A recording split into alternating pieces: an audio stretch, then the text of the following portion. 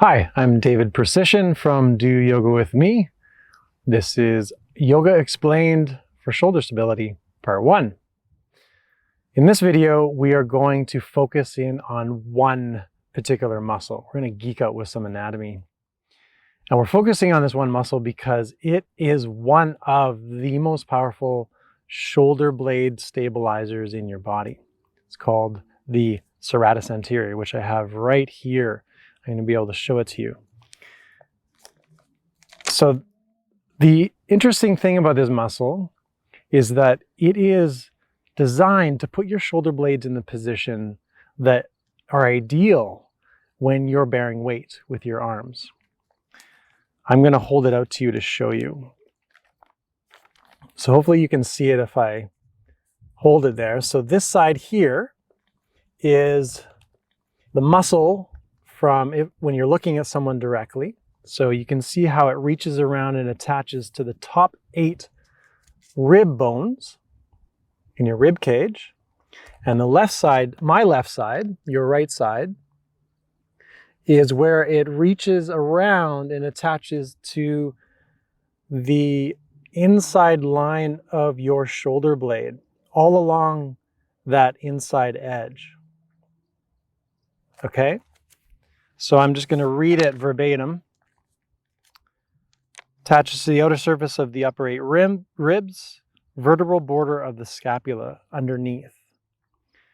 What it does is protraction and upward rotation of the scapula. So these are my scapula. This is protraction. I'm exaggerating. That's protraction. Upward rotation is that when the outer edge goes up.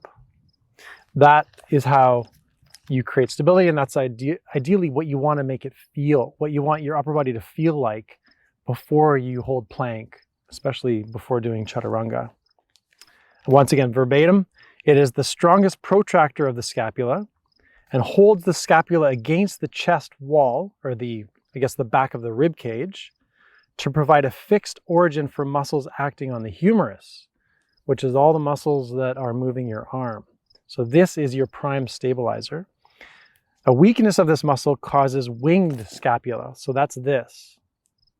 You see how my hands turn? So on your back, it's when the inner edge of your shoulder blade comes up like that. It lifts away from the back and it actually lifts the skin. So the opposite is this, and that's what we want. Flat against the rib cage, moving out, slight tilt up. So when a teacher says to you, broaden your upper back or create the wings underneath the armpits, that is the action that we're trying to go for. So right now, I'm going to try to get you to feel this. Okay, so all I want you to do is sit nice and tall. And then imagine someone is coming and holding this spot right behind your armpit. And I want you to see if you can push that into the fingers. So you can even get your friend to do that later on. Hold them like a, get them to touch that spot and you push out into the fingers. Push out into the fingers. Push out into the fingers. Okay. Broadening the upper back. Okay. Second thing I want you to do is press the inner edge of your shoulder blades into the upper rib cage. Press the inner edge of the shoulder blades into the upper ribs. So it's like you're trying to push the inner edge of your shoulder blades into your heart, forward. Okay? Press forward. Press forward. Now see if you can do them at the same time. Push the inner edge of the shoulder blades forward and then push out into those imaginary fingers, broadening the upper back, creating that feeling of wings expanding out. Okay, so the two main sensations, you've got those shoulder blades, you are keeping them flat against the ribs, you're pressing them and holding them against the ribs, and then you're broadening like that, pressing, broadening. Now we're going to do that, we're going to hold that, and all I'm going to get you to do is move through the arm positions of mountain plank and warrior one. Okay, so arms at your sides, just like you're doing mountain pose. And now broaden, press the inner edge of the shoulder blades into the ribs. Broaden, out, and in. Okay, now see if you can keep that action.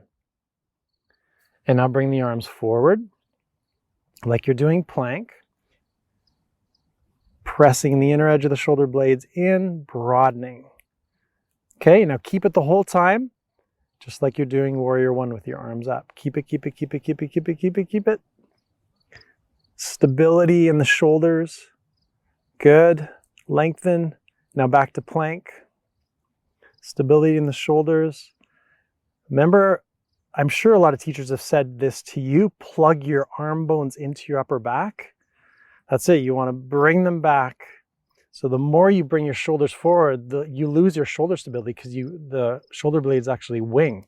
So you want to gather those arm bones in, engage those shoulders, broaden and press the inner edge of the shoulder blades into the rib cage. Plank pose and then back to mountain pose, keeping it the whole time. Okay, so practice that through all movements. See if you can keep that engagement. Those muscles, if they haven't been working very much, the serratus anterior, if it hasn't been activated very much, will get tired easily. So like any other muscle, you need to practice it, engage it in order to strengthen it. So keep going, and then you can move on to the second part of this two-part series, and then we'll start incorporating bearing weight. Thanks.